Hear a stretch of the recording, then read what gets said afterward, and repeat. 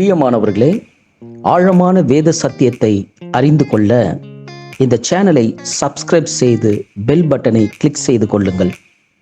தொடர்ந்து நாங்கள் வெளியிடும் எல்லா வேத ஆராய்ச்சி சத்தியங்களும் உங்களுக்கு வந்தடையும். கேட்டு மற்றவர்களோடு கூட பகிர்ந்து கொள்ளுங்கள். கர்த்தர் இந்த நாளுக்குரிய சத்தியத்தினாலே உங்களை ஆசீர்வதிப்பாராக. God bless you.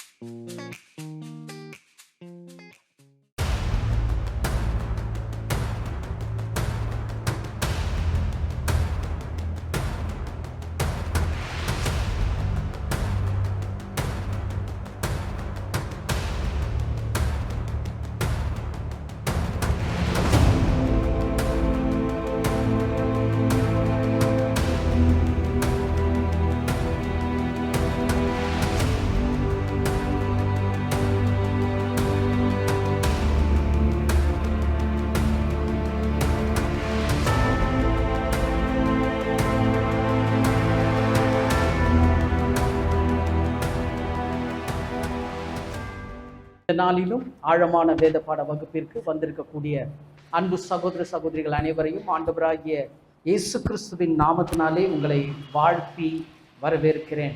எத்தனை பேர் இந்த மாலை வேளையில சந்தோஷமா இருக்கிறீங்க? ஆமென். கர்த்தருக்குள் சந்தோஷமா இருப்பதே நம்முடைய பலன் என்று வேதம் சொல்கிறது. சத்தியத்தை நம்ம எப்படி தாங்க கேட்கணும்? சந்தோஷமா கேட்க வேண்டும். சரி, இன்றைக்கு நம்ம தியானிக்க இருக்கிற வேத பாடம் தேவனுடைய சர்வாயுத வர்க்கத்தை பயன்படுத்துவது எப்படி? தேவனுடைய சர்வாயுத வர்க்கத்தை பயன்படுத்துவது எப்படி என்ற தலைப்பில் நம்ம தியானிக்க போகிறோம். கடந்த நாட்களில் சர்வாயுத வர்க்கம் எப்படிப்பட்டது என்றும், இந்த சர்வாயுத வர்க்கம் நம் ஆண்டவராகிய இயேசு கிறிஸ்துவுக்கு நிழலா இருக்குது என்றும், அதே நேரத்தில் லாஸ்ட் வீக்கு இந்த சர்வாயுத வர்க்கத்தில் இருக்கக்கூடிய 6 நிலைகளும் நம்முடைய ஆவிக்குரிய வளர்ச்சிக்குரிய 6 நிலைகள்னு நம்ம பார்த்தோம். எல்லாருக்கும் ஞாபகம் இருக்குங்களா? ஓகே. ஸோ இன்றைக்கு இந்த சர்வாயுத வர்க்கம் பயன்படுத்துவது எப்படி? வேதம் நமக்கு தெளிவாய் கற்றுக் கொடுக்கிறது. இது அவசியம் என்று, இதை தரித்துக்கொள், எடுத்துக்கொள், உடுத்திக்கொள் அப்படின்லாம் வேதம் நமக்கு கிளியராக கற்றுக் கொடுக்குது. அதை எப்படி நம்ம பயன்படுத்துகிறோம்? இந்த சர்வாயுத தேவனுடைய சர்வாயுத வர்க்கத்தை நாம் எப்படி பயன்படுத்த வேண்டும் என்பதை தான் இன்றைக்கு நம்ம பார்க்க போகிறோம். பாருங்க, மெயினா இந்த தேவனுடைய சர்வாயுத வர்க்கத்தை பயன்படுத்துவதினாலே ஏன் பயன்படுத்தணும்னு பவுல் சொல்லியிருக்கிறார்னா, 2 மாற்றங்கள் நமக்குள்ள வரணும். அதுதான் அந்த வசனத்திலே அவர் கோட் பண்ணியிருப்பாரு. அது எபேசியர் 6ஆம் அதிகாரம் 11வது வசனம் வாசிங்க. எபேசியர் 6:11.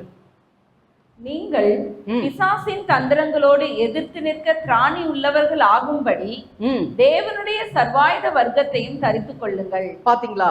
பிசாசின் தந்திரங்களை எதிர்த்து நிற்க திராணி, அதான் முதல் காரியம். அப்போ இந்த சர்வாயுத வர்க்கத்தை நம்ம பயன்படுத்துவதினாலே சாத்தானுடைய தந்திரங்களுக்கு எதிர்க்கக்கூடிய அந்த ஒரு திராணி, அந்த தகுதி, அந்த வல்லமையை நம்ம என்ன பண்ணுவோம்? பெற்றுக்கொள்வோம். வழங்குதுங்களா?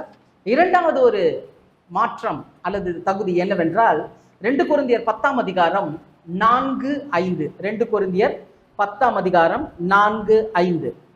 எங்களுடைய போராயுதங்கள் மாம்சத்துக்கேற்றவர்களாயிராமல், மாம்சத்துக்கு ஏதுவானவைகளாயிராமல், அரண்களை நிர்மூலமாக்குகிறதற்கு தேவ பலமுள்ளவைகளாய் இருக்கிறது. பாத்தீங்களா? நம்முடைய போராயுதம் என்ன பலமா? தேவ பலமுள்ளதா இருக்கிறது. அவைகளால் நாங்கள் தர்க்கங்களையும் தேவனை அறிகிற அறிவுக்கு விரோதமாய் எழும்புகிற எல்லா மேட்டிமையையும் நிர்மூலமாக்கி எந்த எண்ணத்தையும் கிறிஸ்துவுக்கு கீழ்ப்படிய சிறைப்படுத்துகிறவர்களாய் இருக்கிறோம். பாத்தீங்களா? 2வது ஒரு மாற்றம், இந்த தேவனுடைய சர்வாயுத வர்க்கத்தை நம்ம பயன்படுத்தும் போது வரக்கூடிய 2வது மாற்றம் என்னன்னா, தேவனை அறிகிற அறிவுக்கு விரோதமாய் வரக்கூடிய மேட்டிமையான எண்ணங்களை கிறிஸ்துவுக்குள் சிறைப்பிடிப்பதற்கு ஒரு போராயுதம் இந்த சர்வாயுத வர்க்கம். வழங்குதுங்களா? அப்போ சர்வாயுத வர்க்கத்தை நம்ம பயன்படுத்தும் போது 2 காரியம் நடக்குது. ஒன்று, பிசாசின் தந்திரங்களை எதிர்க்க நம்மளுக்கு திராணி வருது. இரண்டாவது பார்த்தீங்கன்னா மேட்டிமையான எண்ணங்களை கிறிஸ்து இயேசுவுக்குள் சிறைப்பிடித்து போராயுதமாக சர்வாயுத வர்க்கம் இருக்கு. விளங்குதுங்களா? புரியுதுங்களா? ஏன்னா இந்த ரெண்டு விஷயத்துக்காகத்தான் இந்த சர்வாயுத வர்க்கத்தை நம்ம பயன்படுத்துறோம். சரிங்களா? இப்போ எல்லாரும் எபேசியர் 6ஆம் அதிகாரத்தை எடுத்துக்கலாம். நம்ம தொடர்ந்து அதை வாசித்துட்டு இருக்கிறோம். ஜஸ்ட் அதை ஓப்பன் பண்ணி வச்சுக்கோங்க. அதுல சொல்லப்பட்டிருக்கிற அந்த 6 காரியங்கள் நம்ம ஒன்றாக பார்க்கலாம். சத்தியம் என்னும் கச்சை, நீதி என்னும் மார்க்கவசம், சமாதான சுவிசேஷத்துக்கு ஆயத்தம் என்னும் பாதரட்சை, விசுவாசம் என்னும் கேடயம், ரட்சண்யம் என்னும் தலைசீரா, தேவ வசனமாகிய ஆவியின் பட்டயம். இதுதான் நம்ம இன்னைக்கு எப்படி பயன்படுத்துவது என்பதை குறித்து நம்ம பார்க்கிறோம். முதலாவது சத்தியம் என்னும் கச்சை. சத்தியம் என்னும் கச்சை. கடந்த முறை நம்ம பார்த்தோம், இந்த சத்தியம் இயேசுவா இருக்கிறார். அதே நம்முடைய ஆவிக்குரிய வளர்ச்சியில பார்க்கும்போது இந்த சத்தியம் எதுக்கு நிழலா இருக்குது? நம்முடைய அடையாளம். அந்த பெல்ட்ன்றது ஒரு அடையாளம் அப்படின்றத கடந்த முறை நம்ம பார்த்தோம். இந்த சத்தியத்தை நம்ம கச்சையா கட்டும் போது, நம்ம பயன்படுத்தும் போது என்ன நடக்கும் அப்படின்னு பார்த்தீங்கன்னா, எபேசியர் 4ஆம் அதிகாரம் 15வது வசனம். எபேசியர் 4:15. அன்புடன் சத்தியத்தை கைக்கொண்டு, அன்புடன் சத்தியத்தை கைக்கொண்டு தலையாகிய கிறிஸ்துவுக்குள் எல்லாவற்றிலேயும் நாம் வளருகிறவர்களாய் இருக்கும்படியாக அப்படி செய்தார். பாத்தீங்களா? அப்போ இந்த சத்தியம் எனும் கச்சையை நாம் பயன்படுத்துகிற விதம் எப்படி இருக்கணும்னா அன்பை சார்ந்ததா இருக்கணும். ரெண்டாவது கிறிஸ்துவுக்குரிய பரிபூர்ண நிலைக்குரிய வளர்ச்சியில நம்மளை கொண்டு போகணும். ஏன்னா வேதம் எப்படி சத்தியத்தை வெளிக்காட்டுது அப்படின்னு பார்த்தீங்கன்னா, the source of love is truth. வேதம் அப்படிதான் காட்டுது. சத்தியத்தின் ஆதாரம் அன்பு, அல்லது அன்பின் ஆதாரம் சத்தியம் கூட சொல்லலாம்.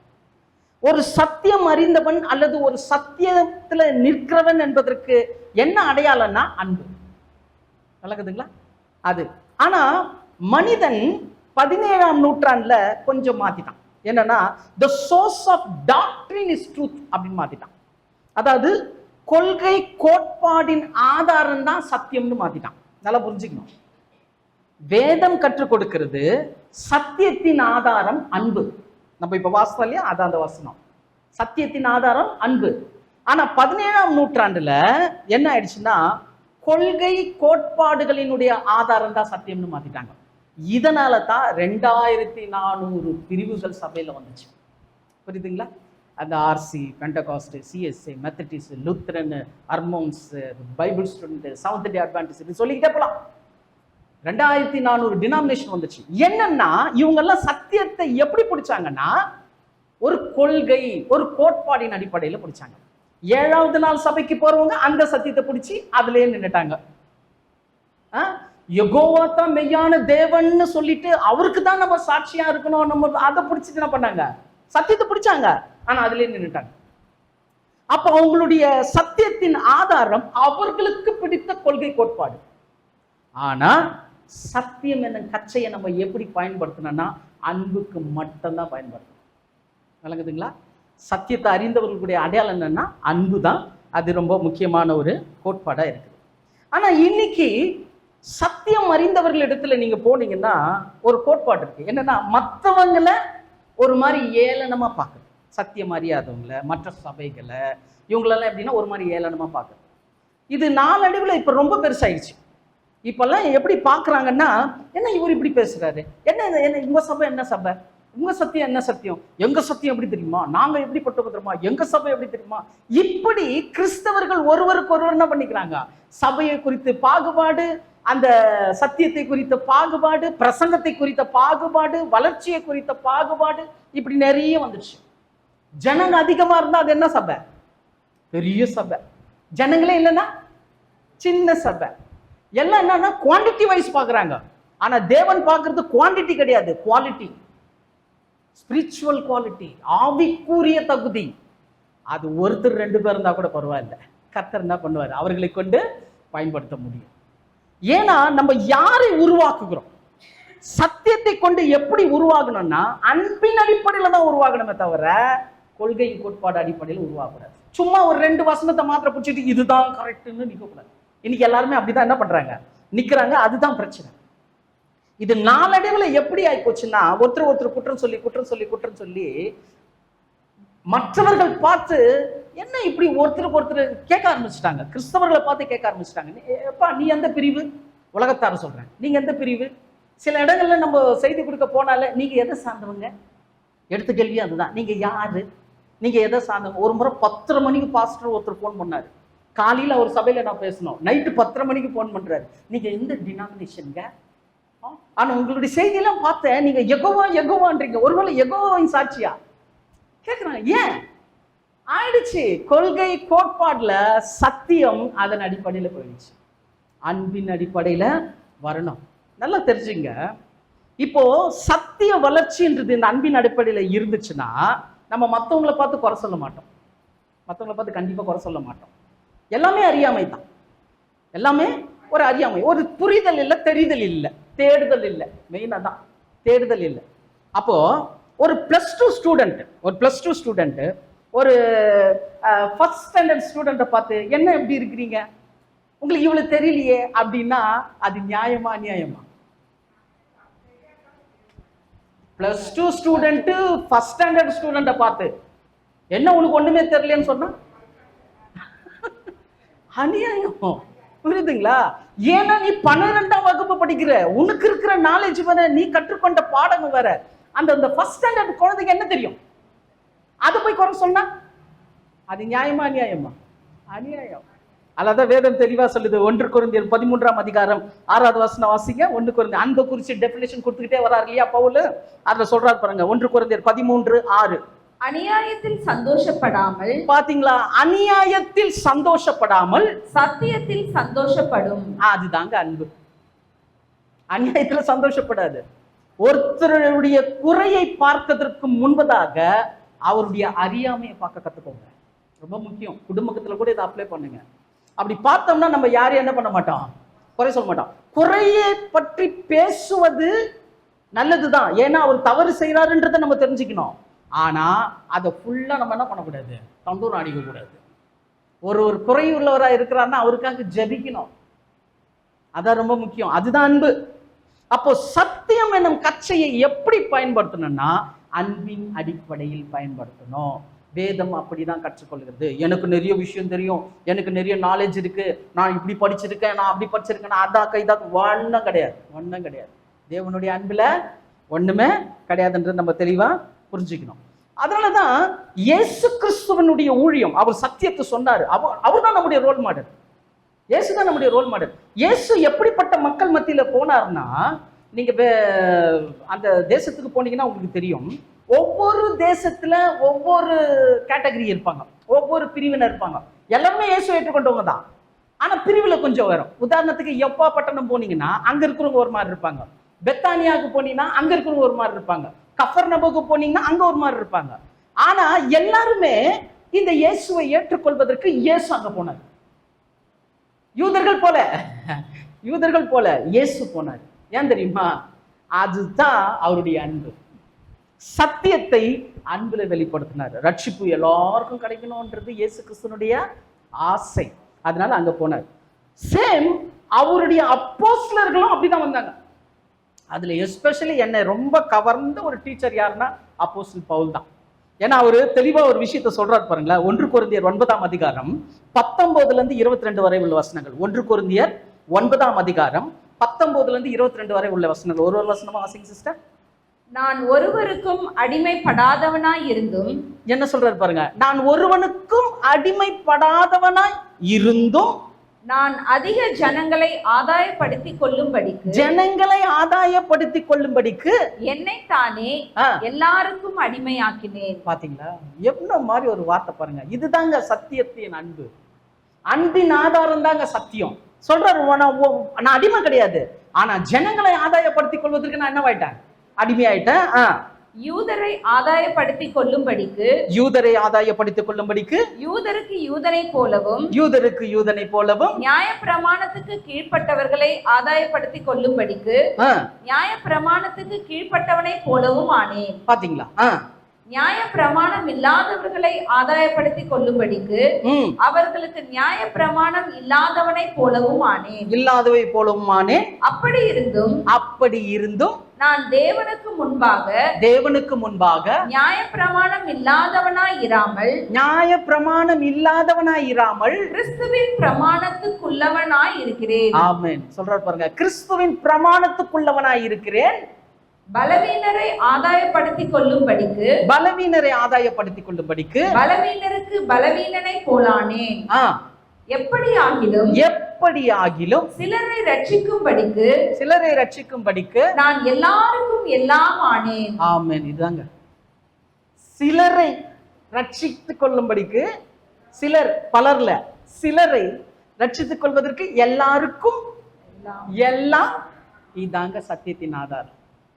அப்போ சத்தியம் எனும் கச்சையை நாம் பயன்படுத்துகிற விதம் அன்பை சார்ந்திருக்க வேண்டும், அறிவை சார்ந்தல்ல, நாம் அறிந்து கொண்ட அந்த ஒரு தகுதியை சார்ந்தல்ல, அல்லது எனக்கு எல்லாம் தெரியும்ன்ற ஒரு எண்ணத்துல இல்ல.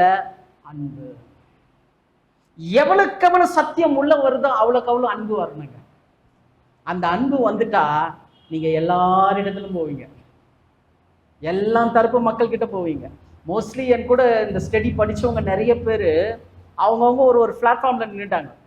இன்னும் என்னை பார்த்து சொல்லுவாங்க, என்னையா இந்த மாதிரி சுத்திக்கிட்டே இருக்கிற, என்ன சொல்லுவாங்க, ஏன் சுத்திக்கிட்டே இருக்கிற.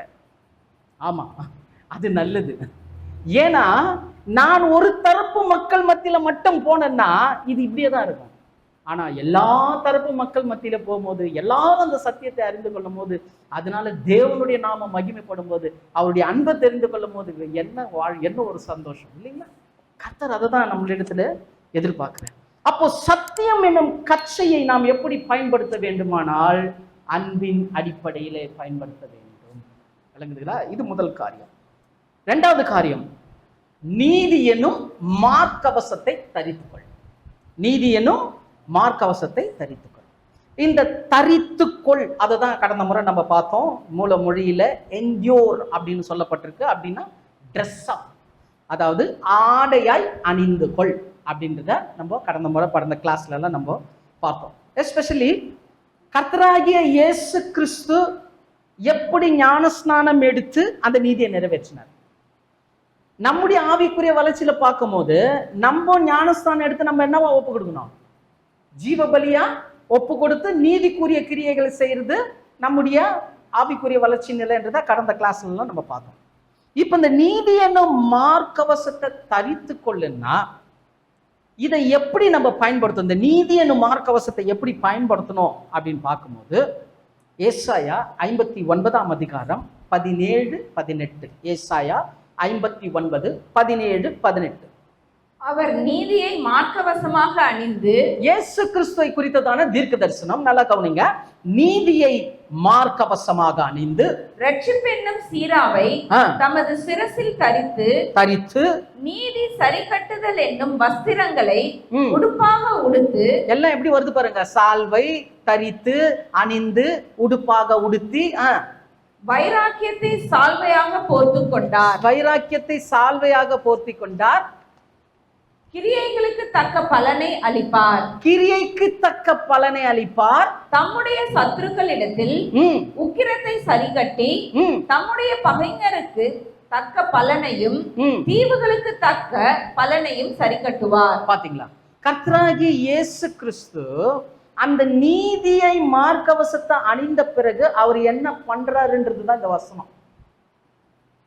ஏன்னா கிறிஸ்துவின் அடிச்சுவடுகளை பின்பற்றுகிறவர்கள் நம்ம. இயேசு எப்படி நடந்தாரோ அப்படிதான் நம்மள என்ன பண்ணோம்? நடக்கணும். அதுக்கு தான் நம்ம கிறிஸ்தவர்களா இருக்கிறோம்.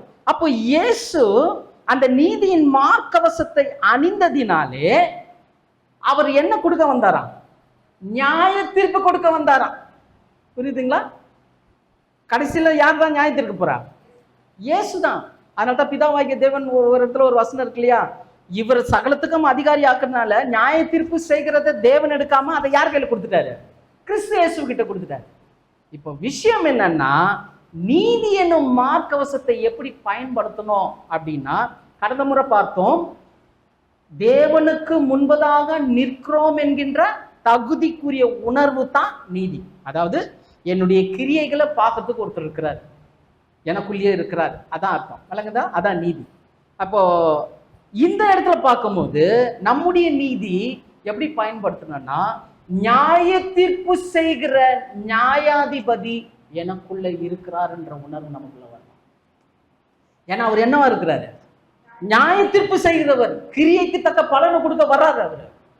அப்போ கிரியைக்கு தக்க பலனை கொடுக்க வருகிற நியாயாதிபதியை எனக்குள்ள இருக்கிறாரு. அவர் என்னையும் நியாயம் தீர்ப்பார், என் கிரியைகளையும் நியாயம் தீர்ப்பார் இந்த பூமியில.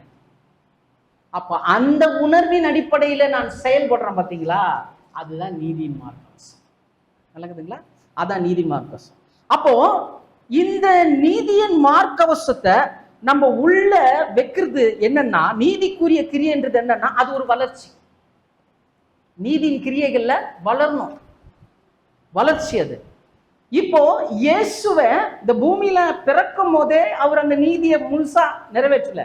30 வயசுல தான் நிறைவேற்றினார். கடந்த முறை அதான் பார்த்தோம் இல்லையா? 30 வயசுல நிறைவேற்றினார். அதுக்கு முன்னாடி கதைகள் வேற, அது பார்க்கலாம். அந்த 30 வயசுல அவர் நிறைவேற்றார். வளர்ச்சிக்குள்ள வந்த பிறகு அந்த 30 வயசுல நிறைவேற்றார். அப்படியே நீதியின் மார்க்கவசத்தை நம்ம அணியும் போது நம்மளும் அந்த நீதிக்குள்ள வளரணும். அந்த வளர்ச்சி எப்படி இருக்கணும்னா, அது வளர்ச்சியினுடைய முதிர்ச்சி நிலை எப்படி இருக்கணும்னா, ரோமர் 5ஆம் அதிகாரம் 17வது வசனம். ரோமர் 5:17.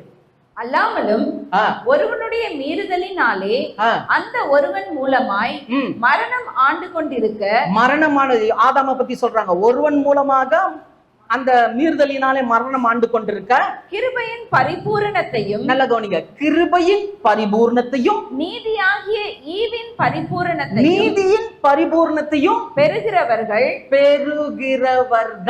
இயேசு கிறிஸ்து என்னும் ஒருவராலே, ஆமென், இயேசு கிறிஸ்து என்னும் ஒருவராலே ஜீவனை அடைந்து ஆளுவார்கள் என்பது அதிக நிச்சயமா. எத்தனை பேர் ஆமென் சொல்றீங்க? அப்ப நீதியின் வளர்ச்சி எதுக்குன்னா, நமக்கு ஆளுகையை கொடுக்கிறதுக்கு. இந்த பூமியில, இந்த பாவம் நிறைந்த பூமியில, நாசம் நிறைந்த பூமியில நியாயாதிபதி எனக்குள்ள இருக்கிறாருன்னு நம்ம ஜீவிக்கிற ஜீவியத்தான் நீதி. இப்படி நம்ம நீதியை செய்யும் போது முடிவு என்ன தெரியுமா? ராஜ்யத்தை கொடுக்கிறார். அதனாலதான் பாத்தீங்கன்னா பேதுரு ஒரு இடத்துல கேட்பார் இயேசு கிறிஸ்துவ, எல்லாத்தையும் விட்டுட்டு வந்தோமே, எங்களுக்கு என்ன கிடைக்கும் கேட்கிறாருல. அது வாசிங்க, மத்தேயு 19ஆம் அதிகாரம் 28வது வசனம். மத்தேயு 19:28. அதற்கு இயேசு மறுஜன்ம காலத்திலே சொல்றாரு பாருங்க, மறுஜன்ம காலத்திலே மனுஷகுமாரன் நம்முடைய மகிமையுள்ள சிங்காசனத்தின் மேல் வீற்றிருக்கும் போது, தமது மகிமையுள்ள சிங்காசனத்துல வீற்றிருக்கும் போது, என்னை பின்பற்றின நீங்களும் இஸ்ரவேலின் 12 கோத்திரங்களையும் நியாயம் தீர்க்கிறவர்களாக 12 சிங்காசனங்களின் மேல் வீற்றிருப்பீர்கள். ஆமென். 12 சிங்காசனத்தின் மேல் வீற்றிருப்பீங்க. நல்லா பாருங்க, நீதிய இயேசு செயல்படுத்தினார். நீதிய மார்க்கவசமா அணிந்து அதை செயல்படுத்தினதுனாலே நியாய தீர்ப்பு செய்கிற அதிகாரத்தை தேவன் அவருக்கு கொடுத்தார். கரெக்டா? இப்ப நமக்கு ஏன் நீதியின் மார்க்கவசம், ஏன் நீதிக்குரிய கிரியைகளை செய்யணும், ஏன் நியாயாதிபதி நமக்குள்ள இருக்கிறாருன்ற அந்த அடிப்படையில செய்யணும்னா, நீங்களும் நானும் நியாய தீர்ப்பு செய்யக்கூடிய தகுதியை ஆளுகையை கத்த கொடுத்து இருக்கிறார். எத்தனை பேர் ஆமென் சொல்றீங்க? அப்படிப்பட்ட ஒரு மகிமையான ஒரு இடத்துக்கு நம்ம போகணும்னா இந்த நீதியின் மார்க்கவசம் நமக்கு தேவை. புரியுதுங்களா? விளங்குதுங்களா? இந்த நீதியின் மார்க்கவசம் தேவை. அப்ப அந்த நீதிக்குரிய செயல்பாடு, எனக்கு நீதி செய்கிற நியாயம் செய்கிறவர் எனக்குள்ளே இருக்கிறார். அப்போ நான் செய்கிற ஒவ்வொரு கிரியைக்கும் அவர் இந்த பூமியில தண்டிக்கிறாரு, தண்டித்து திருத்துறாரு. அவருடைய வருகையில இந்த பூமியில நான் நீதியா நடந்தேன் தெரியுமா, அதுக்கு பலனை கொடுக்கிறாரு. கிரியைக்கு விசுவாசிகளுக்கு என்ன தர்றாரு? அவருடைய நியாய தீர்ப்புல கிரியைக்கு தக்க பலன், ஆங்கிலத்துல ரிவார்டுனே வருது.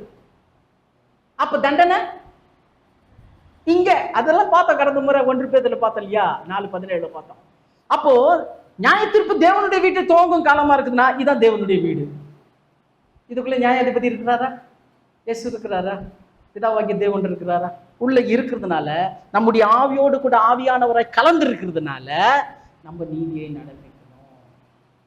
அப்படி நீதிக்குரிய நடப்பிக்கும் போது நீங்களும் நானும் நியாயத்தீர்ப்பு செய்யக்கூடிய ஆளுகைக்குரிய தகுதியை பெற்றுக்கணும். எப்படிப்பட்ட அழைப்பு பாருங்க. அதனால தான் சொன்னார் பவுல் இன்னொரு இடத்துல, பரம அழைப்புக்கு பங்குள்ள பரிசுத்த சகோதரரே. சாதாரண அழைப்பு இல்லைங்க. இன்னைக்கு ஒன்னா ரட்சிப்பு பார்க்கறதுக்கு ரொம்ப சீப்பா இருக்கும். ரட்சிக்கப்பட்டியா, கிறிஸ்தவனா மாறிட்டியா, இந்த உலகம் பார்த்து கேட்கும். ஆனா அன்னைக்கு பார்க்கும், பாரா சிங்காசனத்துல உக்காந்துக்கிட்டு கிரௌண்டை மாட்டிட்டு நியாயத்தீர்க்கிறவனா இருக்கிறான். இதாங்க மகிமை. இக்காலத்து பாடுகள் இனிவரும் மகிமைக்கு ஒப்பிடத்தக்கவைகள் அல்ல. விளங்குதா? இனிவரும் மகிமைக்கு ஒப்பிடத்தக்க. இன்னைக்கு கூட நம்ம நிறைய விஷயத்த மற்றவங்கள பார்க்கும்போது நம்ம இப்படி இல்லையேன்னு தோணும். ஆனா அந்த நாள் வரும்போது இதெல்லாம் ஒண்ணுமே இல்லைன்னு தோணும். அந்த மகிமை, அந்த கனம், கர்த்தர் நமக்கு கொடுக்கிற அந்த ஆளுகைத்துவத்தெல்லாம் பார்க்கும்போது இந்த பூமியில ஒண்ணு இவ்வளவு சீப்பா நம்ம நடந்துக்கிட்டோமேன்னு தோணும்.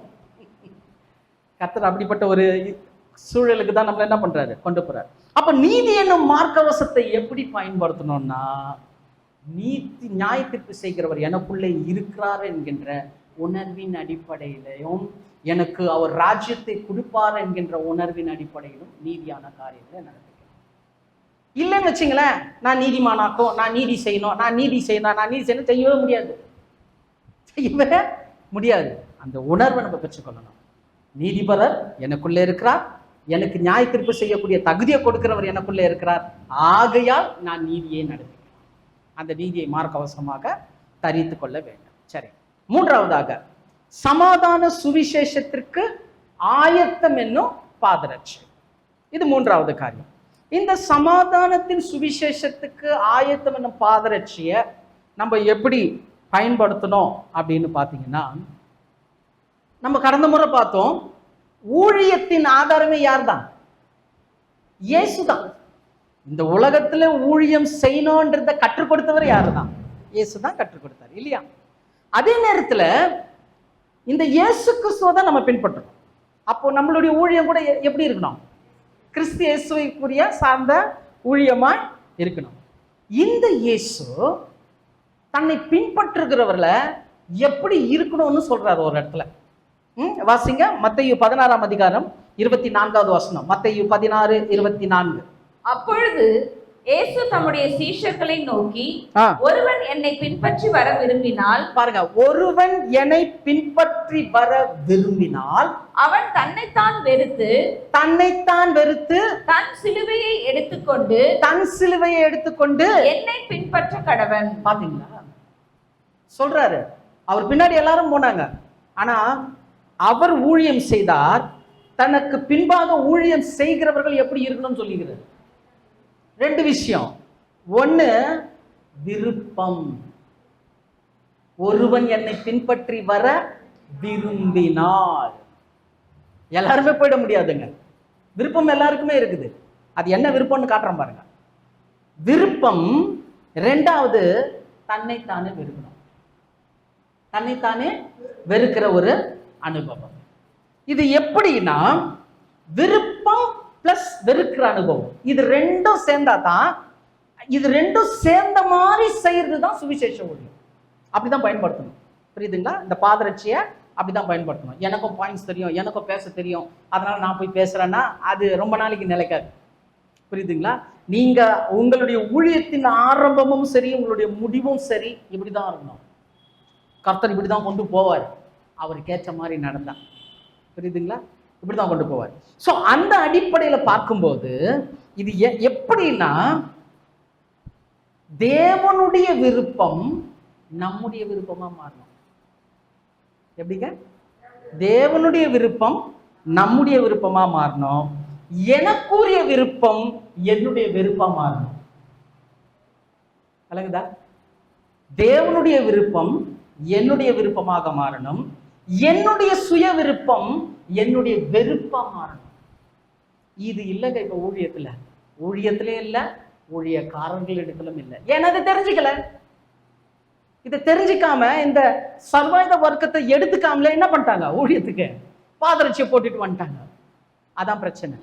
அப்போ என் விருப்பம் தேவனுடைய விருப்பம் என்னுடைய விருப்பமா மாறணும்னா என்னன்னா, என்னுடைய எல்லா காரியத்தையும் நான் தேவ சமூகத்துல ஒப்பு கொடுக்கணும். அதே நேரத்தில் என்னுடைய விருப்பம். இப்ப இன்னைக்கு நிறைய ஊழியங்களை குறித்து நிறைய பேர் ரொம்ப தவறா பேசுறதுக்கு என்ன காரணம்? இப்ப அவங்களுக்கு அளவுக்கு அதிகமா என்ன ஆகுதுங்க, பணம் வருது. அந்த பணத்தை அவங்க என்ன பண்றாங்க, எப்படி பயன்படுத்துறோன்னே தெரியல. தப்பு தப்பா பயன்படுத்தினால அப்பட்டமா வெளியில வந்துச்சு. அப்பட்டமா என்ன ஆயிடுச்சு, வெளியில வந்துச்சு. ஏன்? அவங்களுடைய விருப்பம், அவங்களுடைய சுய விருப்பம். இந்த மாதிரி கோட் போட்டுக்கணும், இந்த மாதிரி இருக்கணும், அந்த மாதிரி இருக்கணும் அப்படின்னு அவங்க அதை டிசைட் பண்ணிக்கிட்டாங்க. ஆக்சுவலி நான் ஒரு வாலிபர் கூட்டம் ஒன்று ஒரு இடத்துக்கு போவேன். நம்ம ஒரு சில சகோதரர், சில வாலிபர் தம்பிங்க அங்கே வருவாங்க.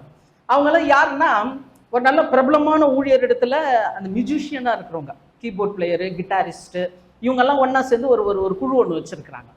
அதில் பெரிய பெரிய ஊழியக்காரர்கள்லாம், கிட்டார் வாசிக்கிறவங்க, கீபோர்டு வாசிக்கிறவங்கலாம் அங்கே ஒரு குழுவாக இருக்கிறாங்க. அங்கே செய்தி கொடுக்க நான் போவது வழக்கம். அப்படி அங்கே போகும்போது அந்த தம்பிங்க கேட்குற கேள்வி என்ன தெரியுமா? அவங்க சொல்லுவாங்க, அண்ணா இவருடைய வாட்ச் இருக்கு பாருங்க, அது 1 லட்சம். இவருடைய ஷூ இருக்கு பாருங்கன்னா அது 10,000. இவர் போட்டிருக்கிற கோட்டு, ஒரு வாரமும் இவர் வாங்குற கோட்டு இவ்வளோ ரேட்டு, இப்போ போட்ட கலர் அப்புறம் போடுறது இல்லை, இப்படி வாங்குறாரு, இப்படி வாங்குறாங்க, அப்படி இப்படி சொல்லும் போது சொல்லிட்டு கடைசியில் ஒன்று சொல்லுவாங்க, அதே சபையில் எவ்வளோ விதவைங்க இருக்கிறாங்க, எவ்வளோ திக்கற்ற பிள்ளைங்க இருக்கிறாங்க, அந்த பிள்ளைங்களுக்கு ஃபீஸ் கூட கட்ட முடியல, அந்த மாதிரி எல்லாம் இருக்கு. ஆனால் இவ்வளோ பணம் வருது தங்களுக்குன்னு சொல்றாங்களே, இது சரியா? கேள்வி கேட்பாங்க, இது சரியா? அப்போ ஒரு ஊழியன் செய்கிற விருப்பம், ஊழியனுடைய விருப்பம் அங்க என்ன வரல, வெறுப்பு வரல, வெறுக்கிற தன்மை வரல. தன்னைத்தானே வெறுத்திருந்தா அவர் தனக்குரியது என்ன பண்ணிருக்க மாட்டாரு, வாங்கியிருக்க மாட்டாரு. இவர் வாங்கி போட்டது கீழே இருக்கிறவங்களுக்கு தெரியுது, அப்பட்டமா தெரியுது. பாரு இவர் எப்படி இருக்கிறாரு. நம்மள எல்லாரும் வாட்ச் பண்ணுவாங்க. சுவிசேஷ ஊழியன்னு போனீங்கன்னா, நீங்க தேவனை குறித்து சொல்லணும்னு ஆரம்பிச்சிட்டீங்கன்னா கூர்ந்து கவனிப்பாங்க. உங்களை ஒவ்வொரு அசைவும் கூர்ந்து கவனிப்பாங்க. ஏதாவது ஒண்ணு மிஸ்டேக் பண்ணிட்டா கூட, உலகத்துல நிறைய பேர் நிறைய மிஸ்டேக் பண்ணுவான், அதெல்லாம் கண்ணில் தெரியாது. ஆனா ஊழியக்காரன் செய்யற மிஸ்டேக்கு பெரிய 70 mm ஸ்கிரீன்ல வர்ற மாதிரி வந்துடும். ரொம்ப ஜாக்கிரதையா இருக்கணும். அப்போ ஊழியம் சமாதானத்தின் சுவிசேஷத்துக்கு ஆயத்தம் என்னும் பாதரட்சை எப்படி இருக்கணும்னா, என்னுடைய விருப்பம் அல்ல, தேவனுடைய விருப்பம். தேவனுடைய விருப்பம் என்னுடைய விருப்பமா மாறணும், என்னுடைய விருப்பம் என்னுடைய வெறுப்பாய் மாறணும். அதுக்காக எல்லாத்தையும் ஒன்றும் வேணா அப்படியே போகணும்னு சொல்லல. தகுதியான ஆடை, தகுதியான தேவைகள், என்ன தேவையோ அதை நம்ம என்ன பண்ணிக்கலாம். உண்ண உணவும் உடுக்க உடையும் இருக்க இடமும் கர்த்தர் கொடுக்குறாரு. நம்மளுடைய லிமிட் என்னன்னு நமக்கே தெரியும். நம்மளாம் இதெல்லாம் விவரிச்சு காண்பிக்கணும்னு அவசியமே கிடையாது. இன்னைக்கெல்லாம் பார்த்தீங்கன்னா, ஒருத்தர் பாருங்க கிராமப்புறத்தில் ஊழியம் செய்கிறாரு.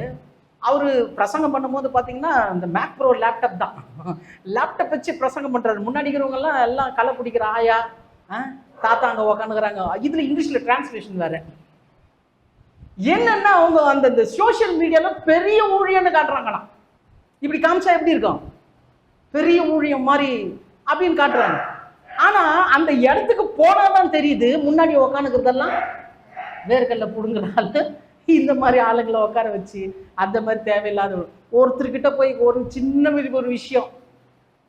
விஷயத்த ஒரு கேள்வி கேட்டா அவங்களுக்கு தெரியல. எல்லாம் எதுக்கு வராங்கன்னா, ஐயா தலைமையில கை வச்சு ஜெபம் பண்ணுவாரு, அதுக்காக வரோம். வந்து தலைமையில கை வச்சு ஜெபம் பண்ணி போயிருது, அவ்வளவுதான். ஐயா என்ன பேசுறாரு, ஐயா என்ன பண்றாரு ஒன்னா நம்மளுக்கு தேவையில்லை, தலையில ஜெபம் பண்ணா போதும். எப்படிங்க ஊழியம் இதெல்லாம்? எப்படிங்க சமாதானத்தின் சுவிசேஷத்துக்கு ஆயத்தம் என்னும் பாதரட்சை என்றது தேவனுடைய விருப்பம் என்னுடைய விருப்பமாய் மாறணும், என்னுடைய சுய விருப்பம் என்னுடைய விருப்பமாய் மாறணும். அழகுதுங்களா? அதான் ரொம்ப முக்கியம். அதான் பாருங்க, பவுல் சொல்றாரு இந்த ஊழியத்துக்கு ஒரு நல்ல ஒரு எப்படி சொல்றது, ஒரு டிப்ஸ்ன்னு சொல்லலாம், ஒரு நல்ல ஒரு ஆலோசனை சொல்லலாம். 1 கொரிந்தியர் 9:27 1 கொரிந்தியர் 9:27. மற்றவர்களுக்கு பிரசங்கம் பண்ணுகிற நான் தானே, சொல்றாரு பாருங்க, மற்றவர்களுக்கு பிரசங்கம் பண்ணுகிற நான் தானே ஆகாதவனாய் போகாதபடிக்கு. என்னவா? ஆகாத பிரசங்கம் பண்றவங்க எப்படிங்க ஆகாதவனா போக முடியும்? தேவனுடைய காரியத்தை தானே செய்யறாங்க. அவர் சொல்ற பாருங்க, ஆகாதவனாய் போகாதபடிக்கு என் சரீரத்தை ஒடுக்கி கீழ்ப்படுத்துகிறேன். புரியுதா? சரீரத்தை ஒடுக்கி கீழ்ப்படுத்துகிறேன். அது இருக்குதாங்க, அதுதாங்க தன்னைத்தானே வெறுத்து தன் சிலுவையை எடுத்துக்கொண்டு போறது. நடக்குதுங்களா? அப்போ சமாதானத்தின் சுவிசேஷத்துக்கு ஆயத்தம் என்னும் பாதரட்சை ரொம்ப முக்கியம். அதே பிலிப்பியர் 2ஆம் அதிகாரம் 4வது வசனம் கூட வாசிங்க. பிலிப்பியர் 2:4.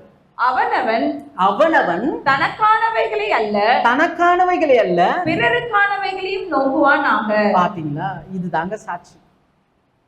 நான் தேவனுடைய ஊழியத்துக்கு வர்றேன்னா எனக்காக வரல. யாருக்காக வந்திருக்கிறோம்? பிறனுக்காக. இயேசு அப்படிதான் வந்தார், பிறனுக்காக தான் வந்தார். பிறனுக்காக வரும்போது தனக்குரிய தேவைகளை கர்த்தர் எல்லாம் சூப்பரா சந்திப்பார். நடக்குதுங்களா? சூப்பரா சந்திப்பார். ஏன்னா தேவனுடைய சித்தத்தை நம்ம செய்யறோம், கிறிஸ்துவனுடைய விருப்பத்தை நம்ம நிலைநாட்டுறோம். இது ரொம்ப முக்கியம். சரி, 4வதாக விசுவாசம் என்னும் கேடயத்தை எடுத்துக்கொள்ளலாம். விசுவாசம் என்னும் கேடயம். அப்ப இந்த விசுவாசம் என்னும் கேடயத்தை எப்படி பயன்படுத்தணும் அப்படின்னு பார்த்தீங்கன்னா, அந்த வசனத்தினுடைய ஆரம்பமே இப்படிதான் வருது. பொல்லாங்கனையும் அக்னியாஸ்திரங்களை அவித்து போடும்படிக்கு விசுவாசம் என்னும் கேடயத்தை என்ன பண்ணணும்? எடுத்துக்கணும். அப்போ இந்த விசுவாசம் என்னும் கேடயத்தை எப்படி பயன்படுத்தணும்னா ரொம்ப முக்கியம். சாத்தா என்ன விடுறான்? ஆமா, அக்னியாஸ்திரங்களை விடுறாருன்னு கூட சொன்னா பிரச்சனை தான். விடுறான். சாத்தா என்ன பண்றான்? அக்னியாஸ்திரங்களை விடுறான். அப்ப அந்த விடும்போது அது டைரக்டா நம்ம மேல வந்து விழாம இருக்கிறதுக்கு நம்ம என்ன பண்ணோம்? விசுவாசம் என்னும் கேடயத்தை பயன்படுத்தணும். அப்போ இது எப்படின்னா ஒரு ஆவிக்குரிய யுத்தம். விசுவாச கேடயம் எதுக்குன்னா ஆவிக்குரிய யுத்தம். ஏன்னா இதுல நீங்க பிளாக் பண்ணலன்னா அடி உங்களுக்கு விழுந்துடும். இந்த விசுவாச கேடயத்தை நீங்க சரியா யூஸ் பண்ணலன்னா கண்டிப்பா அடி விழும். அந்த அடி நம்மளால தாங்க முடியாது. அப்படி சாத்தான் முதல்ல கொடுக்கிற அக்னியாஸ்திரங்கள் என்னன்னு பாத்தீங்கன்னா 3 விஷயம் இருக்குது பைபிள்ல. ஒண்ணு குற்ற உணர்வு, இன்னொன்னு தாழ்வு மனப்பான்மை, 3வது பெருமை. இதான் சாத்தானுடைய அக்னியாஸ்திரங்கள். ரொம்ப பெஸ்ட், அதாவது பெஸ்ட் ஆஃப் 3. நிறைய இருக்குது. கண்ணின் இச்சை, மாம்ச இச்சை, ஜீவனத்தின் பெருமை, அப்படி கிட்ட 12 காரியம் இருக்குது. ஆனா ரொம்ப முக்கியமா இப்ப இருக்கிற டைமுக்கு நம்ம பார்க்கணும்னா இந்த 3 ரொம்ப முக்கியம். குற்ற உணர்வு, தாழ்வு மனப்பான்மை, பெருமை. இதை வச்சுதான் அக்னியாஸ்திரத்தை விடுவான். குற்ற உணர்வு முதல்ல அடிப்பான். என்னன்னா, நீ பாவியா இருக்கிற, நீ செய்தியை திரும்ப திரும்ப செஞ்சுட்டு இருக்கிற, நீ ஜெபம் பண்ண ஆண்டவர் கேட்பாரா? இதுல ஊழியத்துக்கு வர போறியா? நீ சர்ச்சுக்கு போறியா? நீ சர்ச்சுக்கு போற மூஞ்சா இதுன்னு கேட்பான். நீ எல்லாம் அங்க இருக்கிறதுக்கு தகுதியே இல்லை.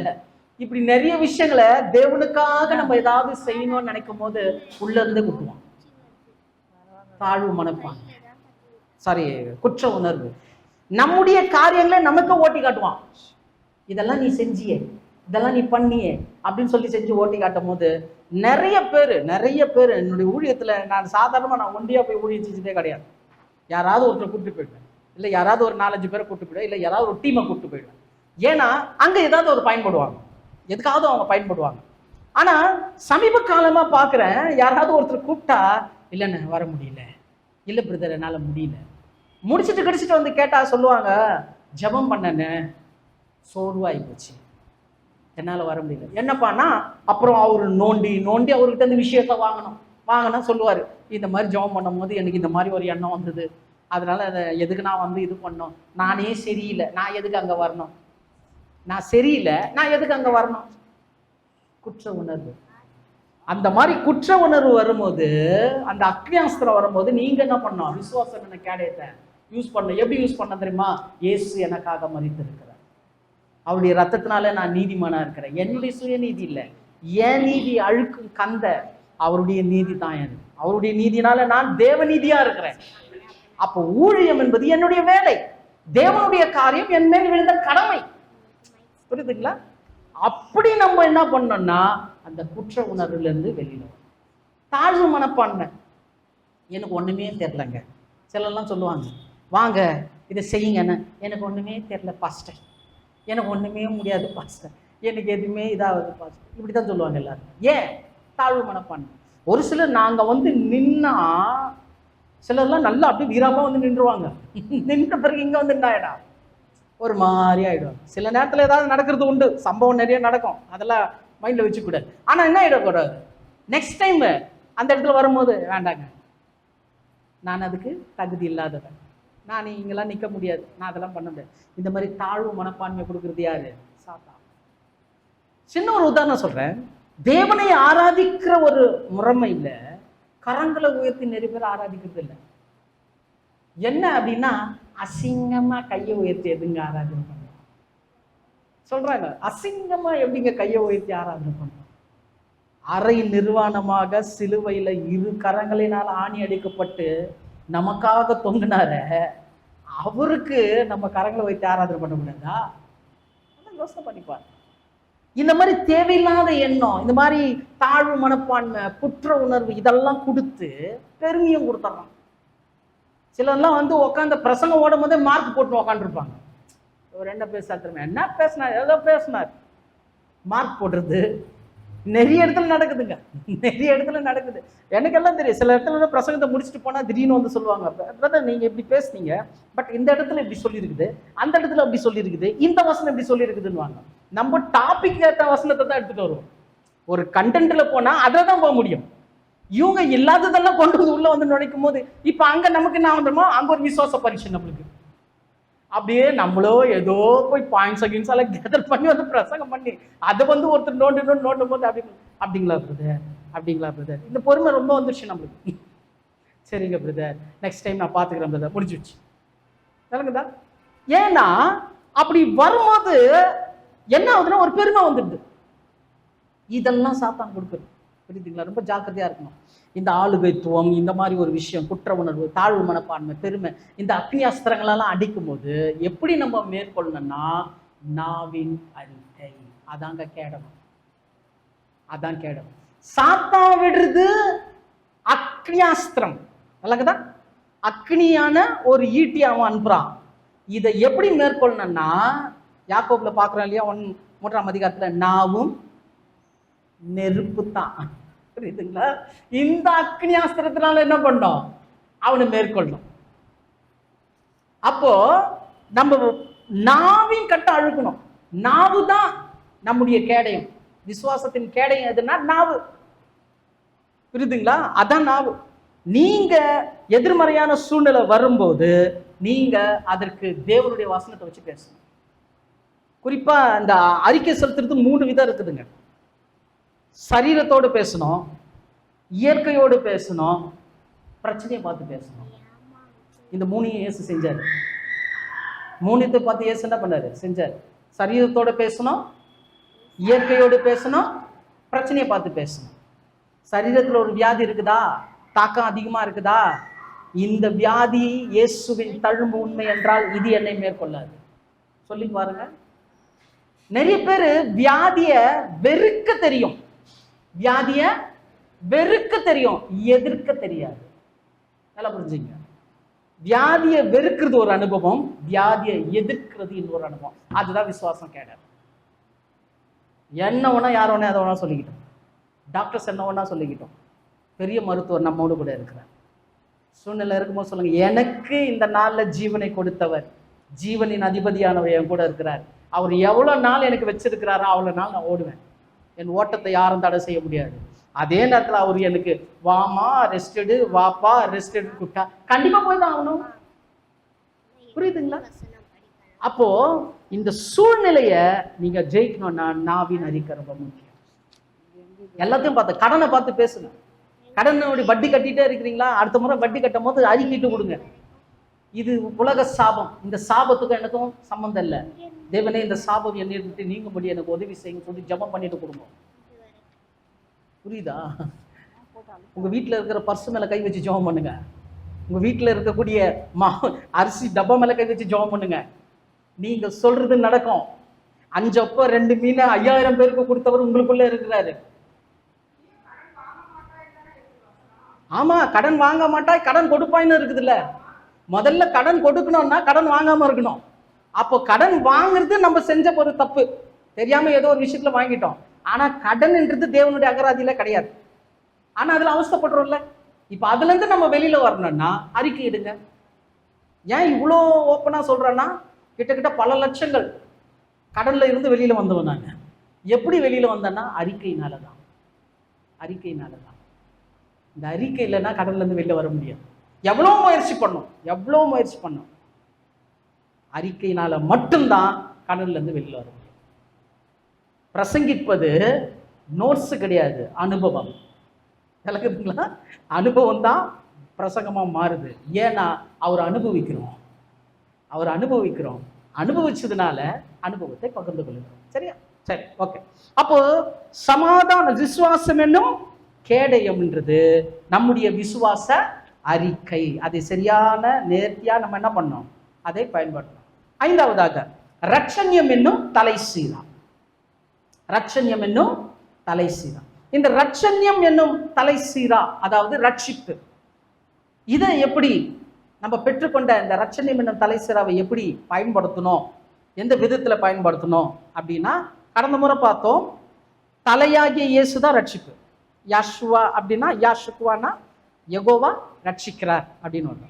இப்போ இயேசுதான் ரட்சிப்பு. அதே நேரத்துல நம்முடைய ஆவிக்குரிய வளர்ச்சியில முதல் ஸ்டேஜ்ன்ற போது என்ன தாங்குது? விருப்பத்தையும் செய்கையும் தேவன் நமக்குள்ள உருவாக்குறது தான் ரட்சிப்பு. அது வரைக்கும் நம்ம வாழ்ந்த வாழ்க்கை வேற, ரட்சிப்பின் அனுபவத்தில் வந்தவொடனே வாழ்ற வாழ்க்கை வேற. ஏன்னா விருப்பமும் செய்கையும் இப்ப யாரை சார்ந்து இருக்குது? தேவனை சார்ந்துதா இருக்குது. அப்போ இந்த ரட்சிப்புன்றது என்னும் தலைசிராவை நம்ம எப்படி பயன்படுத்தணும் அப்படின்னா, 1 தெசலோனிக்கேயர் 5ஆம் அதிகாரம் 8-9 வசனத்தை வாசிக்கல. 1 தெசலோனிக்கேயர் 5:8-9. பகலுக்குரியவர்களாகிய நாமோ, எப்படி சொல்ற? பகலுக்குரியவைகளாகிய நாமோ தெளிந்தவர்களாய் இருந்து விசுவாசம், அன்பு என்னும் மார்க்கவசத்தையும் ரட்சிப்பின் நம்பிக்கை என்னும் தலைசீராவையும் தரித்து கொண்டிருக்க கடவோம். பாத்தீங்களா? ரட்சிப்பின் நம்பிக்கை என்னும் தலைசீரா, அதான் முக்கியம். ரட்சிப்பின் நம்பிக்கை என்னும் தலைசீரா. அப்போ ரட்சண்யம் என்னும் தலைசீராவை எப்படி பயன்படுத்தணும்? இந்த ரட்சிப்பை எப்படி பயன்படுத்தணும்னா, ஒவ்வொரு நாளும் நம்முடைய நம்பிக்கை ரட்சிப்பை சார்ந்திருக்க வேண்டும். ரட்சிப்புன்றது ஒரு சம்பவம் இல்லை, ஏதோ ஒரு காலத்துல நடந்து முடிஞ்சது இல்லை. அந்த ரட்சிப்பு, அதுக்குரிய நம்பிக்கையை ஒவ்வொரு நாளும் நம்ம அப்ளை பண்ணணும். எப்படி அப்ளை பண்ண முடியும்? அதை எப்படி நம்ம இது பண்ணணும்? அதுக்கு தான் தலை கொடுத்துட்டாங்க. ஹெல்மெட் ரொம்ப முக்கியம் இல்லையா? பைக்ல போனா கம்பல்சரி ஹெல்மெட் முக்கியம். அந்த மாதிரி ஒவ்வொரு நாளும் நம்ம ஏஞ்சிக்கும் போது ஹெல்மெட்டை மாட்டிக்கணும். ரட்சிப்பின் நம்பிக்கைக்குள்ள வரணும். இந்த ரட்சிப்பின் நம்பிக்கைனா என்ன அப்படின்னு பாத்தீங்கன்னா, அதுல வாசிங்க சிஸ்டர், 9வது வசனம் வாசிட்டீங்களா? தேவன் நம்மை கோபாக்கினைக்கென்று நியமிக்காமல், நல்லா கவனிங்க, ரட்சிப்பின் நிச்சயம் என்ன? கோபாக்கினைக்கென்று நியமிக்காமல் நம்முடைய கர்த்தராகிய இயேசு கிறிஸ்து மூலமாய் ரட்சிப்படைவதற்கென்று நியமித்தார். ஆமென். இதாங்க ரட்சிப்பின் நிச்சயம். நம்ம தேவனுடைய கோபாக்கினைக்கு உட்படாமல் கர்த்தராகிய இயேசு கிறிஸ்து மூலமாக ரட்சிப்பு காப்பாற்றப்படுகிறது தான் ரட்சிப்பின் நிச்சயம். அப்ப ஒவ்வொரு நாளும் இந்த ரட்சிப்பின் நிச்சயம் என்றது என்ன? நான் தேவனுடைய கோபாக்கினைக்கு நீங்களாக்கப்பட்டிருக்கிறேன். இதான் ரட்சிப்பின் நிச்சயம். புரியுதுங்களா? தேவனுடைய கோபாக்கினைக்கு நீங்களாக்கப்பட்டிருக்கிறேன். தேவன் எப்படிப்பட்டவர்ன்றது பழைய ஏற்பாடு தான் சாட்சி. அப்படிப்பட்ட ஒரு சாபத்துக்கு, அப்படிப்பட்ட ஒரு கோபாக்கினைக்கு நம்ம போகாதபடிக்கு கர்த்தராகிய இயேசு கிறிஸ்து மூலமா நம்ம ரட்சிக்கப்பட்டிருக்கிறோம். அப்ப இயேசு கிறிஸ்து மூலமாய் வந்த ரட்சிப்பு என்பது என்ன? ஒவ்வொரு நாளும் நான் தேவனுடைய கோபாக்கினருக்கு நீக்கலாக்கப்பட்டிருக்கிற அந்த ரட்சிப்பின் நிச்சயத்தோடு நான் எழுந்திருக்கணும். ஒரு நாளை துவக்கமும் முடிப்போம் ரட்சிப்பு இருக்கணும். ரட்சிப்பை ஒவ்வொரு நாளும் என்ன பண்ணோம்? அறிக்கை செய்வது ரொம்ப முக்கியம். அப்போ ஏன் கோபாக்கினைக்கு நம்ம நீங்களாக்கப்பட்டிருக்கிறோம் அப்படின்னா, கோபாக்கினைக்கு ஒரு தகுதி இருக்குது. கோபாக்கினைக்கு ஒரு தகுதி. இப்போ ஒரு மரண தண்டனை கைதிக்கு எதனால மரண தண்டனை கொடுக்குறாங்க? பாவம் இல்ல, அவர் மெயினா கொலை பண்ணிட்டாரு. கொலை பண்ணதுனால அவருக்கு என்ன கொடுக்குறாங்க? மரண தண்டனை கொடுக்குறாங்க. அந்த மாதிரி ஆக்கினை தீர்ப்பு, கோபாக்கினைக்கு தகுதி இருக்குது. தேவனுடைய கோபாக்கினை வருதுன்னா எதை வச்சு வருதுன்னா, 4 காரியத்துல வரும். 4 காரியம். ஓவரால் நீங்க பைபிள் ஆதியாகமத்திலிருந்து வெளிப்படுத்தல் வரைக்கும் பாத்தீங்கன்னா, இந்த 4 விஷயம் தான் தேவனுடைய கோபாக்கினைக்கு ஆதாரம். 4 விஷயத்துக்கு தான் தேவனுடைய கோபாக்கினைக்கு ஆதாரமா இருக்குது. 1 பாவம், இன்னொன்னு குற்றம், 3வது மீறுதல், 4வது அக்கிரமம். அழகுதுங்களா? எல்லாம் கவனிங்க. முதல்ல என்னது? பாவம். 2வது குற்றம். 3வது மீறுதல். 4வது அக்கிரமம். 4 விஷயம். இப்போ இந்த நாளும் சேர்ந்தா அங்க தேவனுடைய கோபாக்கனை வந்துடும். அங்க தேவனுடைய கோபாக்கனை வந்துடும். பாவம் அப்படின்னா நம்ம முன்னாடியே பார்த்தோம், பாவம்ன்றது என்னது? கீழ்ப்படியாமை. புரியுதுங்களா? பாவம்ன்றது என்ன? the root of sin, கீழ்ப்படியாமை. அழகுதா? இப்ப கீழ்ப்படியாமை அப்படின்ற ஒரு பாவம் வந்துச்சுன்னா நெக்ஸ்ட் அந்த என்ன பண்ணாது? அந்த வேர்ல இருந்து கனிகள் வரும். அழகுதா? அதுதான் பாவங்கள்னு கடந்த முறை பார்த்தோம். அது குற்றம்னு சொல்றோம். புரியுதுங்களா? குற்றம்ன்றது என்ன?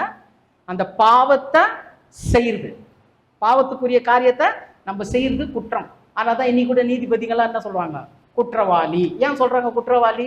அவர் செஞ்சிட்டாரு, ஏதோ ஒண்ணு நீதிக்கு அகேன்ஸ்டா செஞ்சிட்டாரு, அதனால குற்றவாளி. நல்லதுதா? அப்ப பாவம் என்பது கீழ்ப்படியாமை, குற்றம் என்பது அந்த பாவத்திலிருந்து நான் செய்கிற கிரியை. அதான் என்னது? குற்றம். இது எப்படின்னா பிரமாணத்துக்கு விரோதமா செய்யுது. ஆதாமுக்கு தேவன் ஒரு பிரமாணம் கொடுத்தாரு, இதை புசிக்காத, இது புசிக்கிறனால சாவாய் பிரமாணம் மீறினானா செஞ்சு, அதான் குற்றம். புரியுதுங்களா? அப்ப பாவம் உள்ள வந்தோடனே குற்றம் வந்துச்சு. இப்ப அதே மாதிரி தேவனுடைய வசனத்தை நம்ம கேட்டுட்டு அதுக்கு எதிரடியா நம்ம செஞ்சா நம்ம யாரு? இந்த வசனத்தின்படி குற்றவாளி. இது எப்படி நடந்ததுன்னா பாவன்ற கீழ்ப்படியாம உள்ள வந்ததுனால. கனெக்ஷன் பாருங்க. பாவம் என்கின்ற கீழ்ப்படியாமை உள்ள வந்தோடனே நான் வசனத்துக்கு விரோதமாய் செய்யறது குற்றம். விளங்குதா? இந்த குற்றம் வந்த உடனே ரெண்டாவது இதுல பழகும் போது மீறுதல் வருது. இந்த மீறுதல்ன்றது என்ன தெரியுமா? சக சகோதர சகோதரிகளுக்கு விரோதமா நம்ம செய்யறது. ஒரு மனிதன் இன்னொரு மனிதனுக்கு விரோதமா செய்யறதுதான் மீறுதல். புரியுதுங்களா? இப்ப இந்த மீறுதல் முழுமையாகும் போது அக்கிரமமா மாறிடுது. இந்த அக்கிரமம் எதுக்கு எதிரடியா செய்யறதுன்னா தேவனுக்கு விரோதமா செய்யறது. புரியுதுங்களா? பாவம் என்பது கீழ்ப்படியாமை, குற்றம் என்பது பிரமாணத்துக்கு விரோதமா செய்யுது, மீறுதல் என்பது மனிதர்களுக்கு விரோதமா செய்யுது, அக்கிரமம் என்பது தேவனுக்கு விரோதமா செய்யுது. இது நாள ஒன்னா சேர்ந்துட்டா அந்த இடத்துல தேவனுடைய கோபாக்கன் வந்துடும். யாரை தடை பண்ணணும்னு அவசியமே இல்லை, வந்துடும். ஆனா ரட்சிப்புன்றது என்னன்னா முதல்ல பார்த்த பாருங்க, பாவம் கீழ்ப்படியாமை. அதுக்கு என்ன வந்ததுன்னா ரட்சிப்பு. இயேசு கிறிஸ்து மூலமா எப்படி ரட்சிப்பு வந்தது? பிலிப்பியர் 2ஆம் அதிகாரம் 8வது வசனம். பிலிப்பியர் 2:8. அவர் மனுஷ ரூபமாய் காணப்பட்டு மரண பரியந்தம் அதாவது சிலுவையின் மரண பரியந்தமும் கீழ்ப்படிந்தவராகி நம்மை தாமே தாழ்த்தினார். விளங்குதா?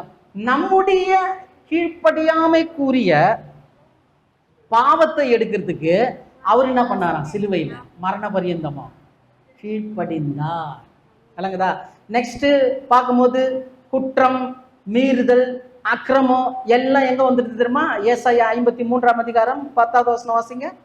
நம்முடைய மீறுதல்களின் நிமித்தம் அவர் காயப்பட்டு நம்முடைய அக்கிரமங்களின் நிமித்தம், மீறுதல் அக்கிரமம் வந்துச்சா, அவர் நொறுக்கப்பட்டு நமக்கு சமாதானத்தை உண்டு பண்ணும் ஆக்கினை அவர் மேல் வந்தது. 10வது வசனம் வாசிங்க.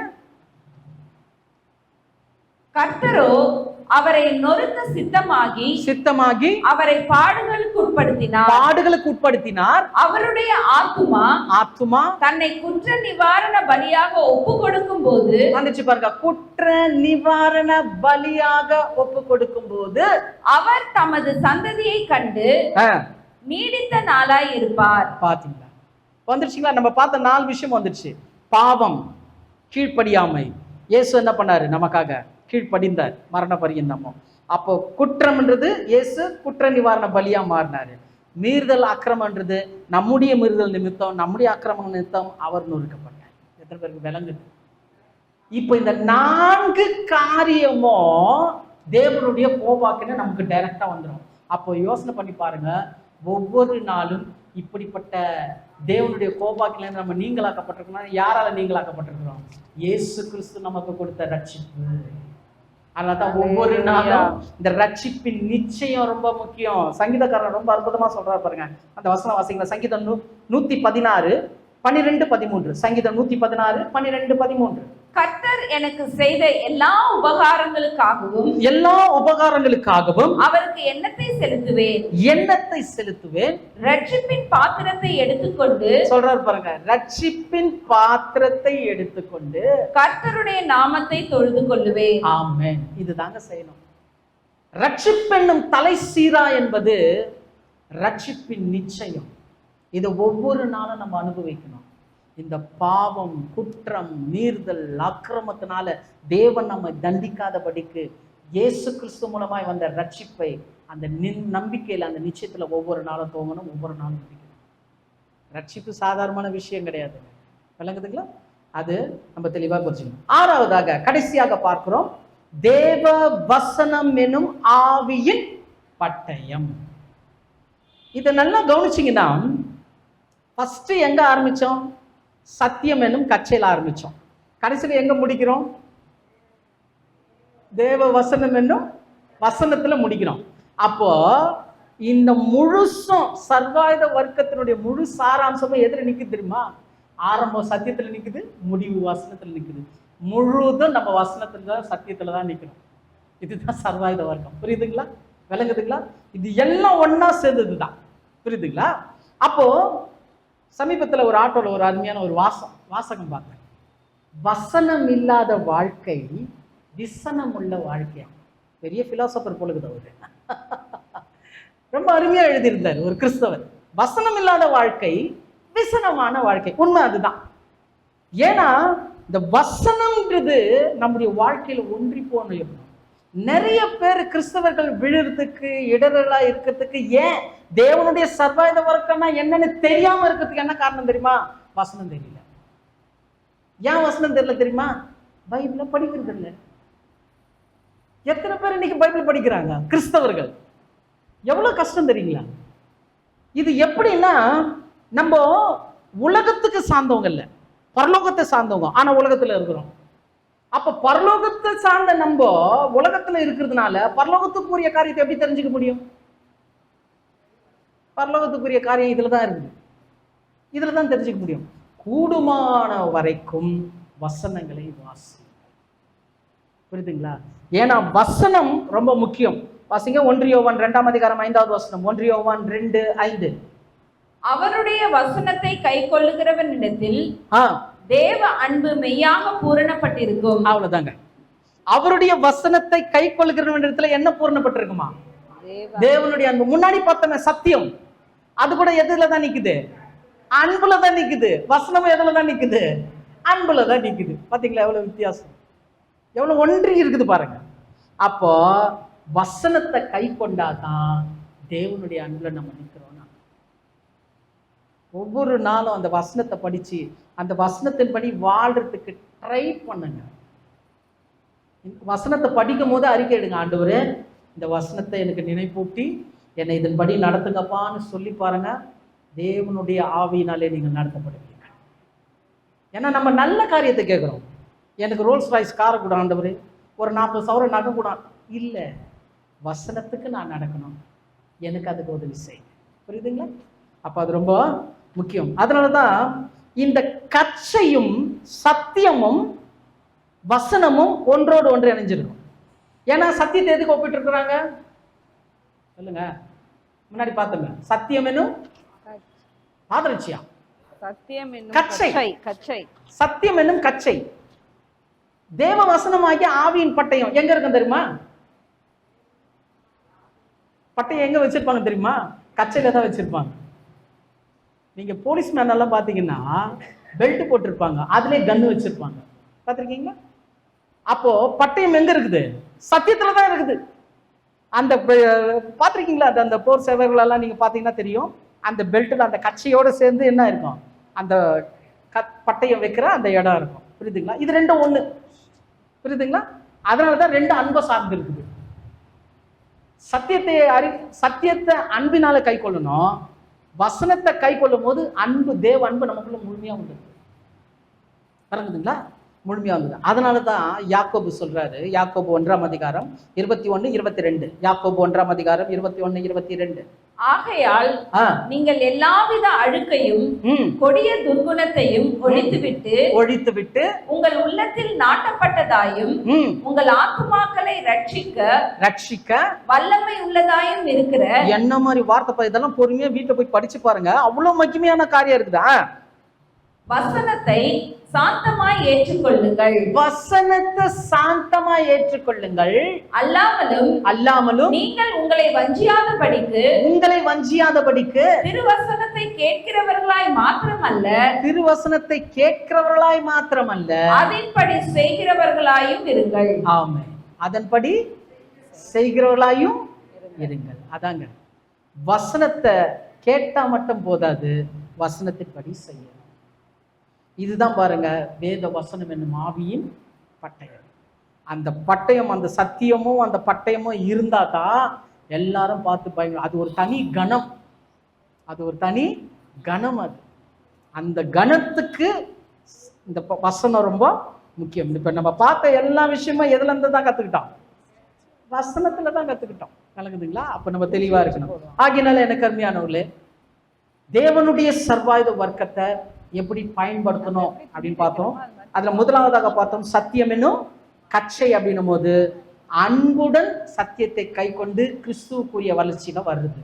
அப்படியாக பயன்படுத்தணும் அந்த சத்திய கச்சையை. இரண்டாவது நீதியின் மார்க்கவசம்.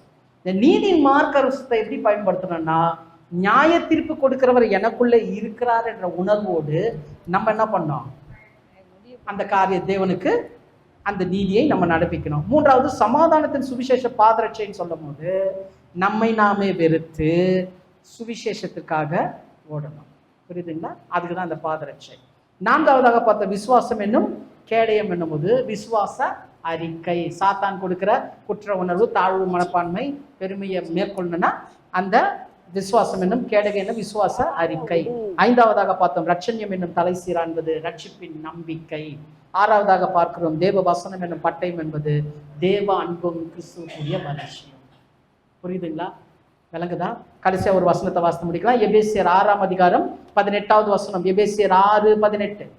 எந்த சமயத்திலும் சகல விதமான வேண்டுதலோடும். ஏன்னா இந்த சர்வாயுத வர்க்கத்தை பத்தி ஃபுல்லா சொல்லிட்டு நெக்ஸ்ட் வசனம் இது.